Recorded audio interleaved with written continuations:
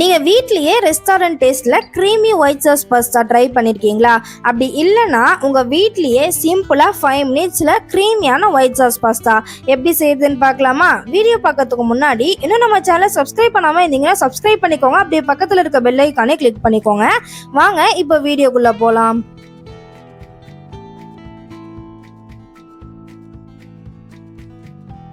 Assalamualaikum and hi everyone. Welcome back to Akif Vibes. White sauce pasta ready பண்ணிடலாமா? First அதுக்கு பாஸ்தாவை நல்லா வேக வச்சு எடுத்துக்கலாம். நான் இந்த மாதிரி டியூப் பாஸ்தா மாதிரி எடுத்துருக்கேன். உங்ககிட்ட எந்த பாஸ்தா இருக்கோ அந்த பாஸ்தா எடுத்து வேக வச்சு எடுத்துக்கோங்க. அதில் தேவையான அளவு உப்பு சேர்த்து நல்லா வேக வச்சு எடுத்துக்கலாம். இப்போ பாஸ்தா நல்லா வெந்து வந்துருச்சு. இதை வாட்டர்லாம் வடிகட்டிட்டு அது ஒரு ஓரமாக எடுத்து வச்சிடலாம். அது அப்படியே இருக்கட்டும். நெக்ஸ்ட் ஒரு கடாயில் தேவையான அளவு பட்டர் சேர்த்துக்கலாம். நான் 1 to 2 டேபிள் ஸ்பூன் கிட்ட பட்டர் எடுத்திருக்கேன். பட்டர் நல்லா உருகி வந்ததுக்கப்புறமா நான் ஒரு சின்ன மீடியம் சைஸ் ஆனியன் எடுத்திருக்கேன். அது நல்லா சாப் பண்ணி எடுத்திருக்கேன். நெக்ஸ்ட் அதே மாதிரி ஒரு கேப்சிகம் எடுத்திருக்கேன். கார்ன் கொஞ்சமாக எடுத்திருக்கேன். இப்போது இது எல்லாத்தையுமே நல்லா பட்டரில் ஒரு 5 to 10 மினிட்ஸ் கிட்ட நல்லா சாட்டே பண்ணி எடுத்துக்கலாம். இன்னும் நம்ம சேனலை சப்ஸ்கிரைப் பண்ணாமல் நிறைய பேர் வீடியோஸ் பார்க்குறீங்க. உங்களோட ஒரு லைக், கமெண்ட், சப்ஸ்கிரைப் தான் எங்களுக்கு நெக்ஸ்ட் வீடியோக்கு மோட்டிவேஷனாக இருக்கும். ஸோ சப்போர்ட் பண்ணுங்கள். Let's grow together. இப்போது வெஜிடபிள்ஸ்லாம் இந்த அளவுக்கு வதங்கினா போதும். இதை அப்படியே ஒரு பிளேட்டுக்கு நான் ட்ரான்ஸ்ஃபர் பண்ணி எடுத்துக்கிறேன்.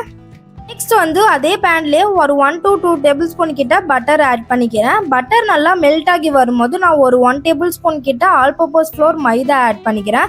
மைதா நல்லா அந்த பட்டரோட நல்லா ரோஸ்ட் ஆகி வரணும். பட்டரோட ரோஸ்ட் ஆகும் போதே உங்களுக்கு நல்லா கெட்டி ஆகிடும். ஸோ இந்த ஸ்டேஜில் ஒரு 1 கப் கிட்ட மில்க் சேர்த்துக்கலாம். நீங்கள் காய்ச்சாத பால் எதுவாக இருந்தாலும் சேர்த்துக்கோங்க.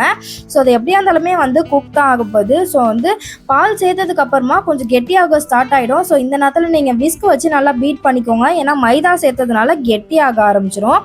நெக்ஸ்ட் ஒரு 5 மினிட்ஸ் கிட்ட குக் பண்ணதுக்கு அப்புறமா நம்ம சாட்டே பண்ணி வச்சிருந்த வெஜிடபிள்ஸ் எல்லாத்தையுமே இதில் ஆட் பண்ணிக்கலாம்.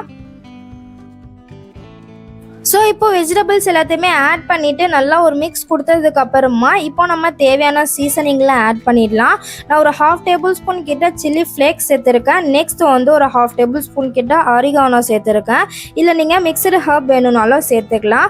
ஸோ இப்போ இதில் தேவையான அளவு சால்ட்டு சேர்த்துடலாம். நம்ம ஆல்ரெடி பாஸ்தாவில் சேர்த்துருக்கிறதுனால ஸோ பார்த்துக்கிட்டு நீங்கள் சேர்த்துக்கோங்க. ஸோ அவ்வளோதான். இப்போ இது எல்லாத்தையுமே நல்லா ஒரு மிக்ஸ் கொடுத்ததுக்கு அப்புறமா நம்ம ஆல்ரெடி குக் பண்ணி வச்சுருக்க பாஸ்தாவை இதில் ஆட் பண்ணிவிட்டு நீங்கள் தேவையான சீஸ் சேர்த்துக்கலாம். நார்மல் சீஸ் அப்படிலாம் ஷ்ரெடட் சீஸ் கூட சேர்த்துக்கலாம். அப்படி இல்லைன்னா நீங்கள் ஃப்ரெஷ் க்ரீம் கூட நல்லா சேர்த்துக்கலாம். இன்னும் ஜூஸியாக க்ரீமியாக இருக்கும். சீஸ் போடும்போது வீடியோ கட் ஆகிடுச்சு, சாரி. ஸோ அவ்வளோதான், ஒரு க்ரீமியான ஒயிட் சாஸ் பாஸ்தா ரெடி ஆகிடுச்சு. உங்கள் பசங்க கேட்குறாங்கன்னு இதுக்கு நீங்கள் ரெஸ்டாரண்ட்லாம் போகணுன்னு அவசியமே இல்லை. உங்கள் வீட்டிலே நீங்கள் சூப்பராக டேஸ்டியாக சிம்பிளாக செஞ்சு கொடுக்கலாம். இதில் நீங்கள் கார்ன், கேப்சிகம் மட்டும் தான் ஆட் பண்ணணுன்னு இல்லை. உங்கள்கிட்ட என்ன வெஜிடபிள்ஸ் இருக்கோ அதை ஆட் பண்ணி செஞ்சு பாருங்கள். ரொம்பவே டேஸ்டியாக க்ரீமியாக இருக்கும். கண்டிப்பாக இந்த ரெசிபியை நீங்கள் ட்ரை பண்ணி பார்த்துட்டு எப்படி வந்துச்சுன்னு கமெண்ட் பண்ணுங்கள். உங்கள் ஃப்ரெண்ட்ஸ்லாம் யார் பாஸ்தா லவராக இருக்காங்களோ அவங்களுக்குலாம் இந்த ரெசிபியை ஷேர் பண்ணுங்கள். இந்த வீடியோ உங்களுக்கு பிடிச்சிருந்தால் லைக் பண்ணுங்கள்.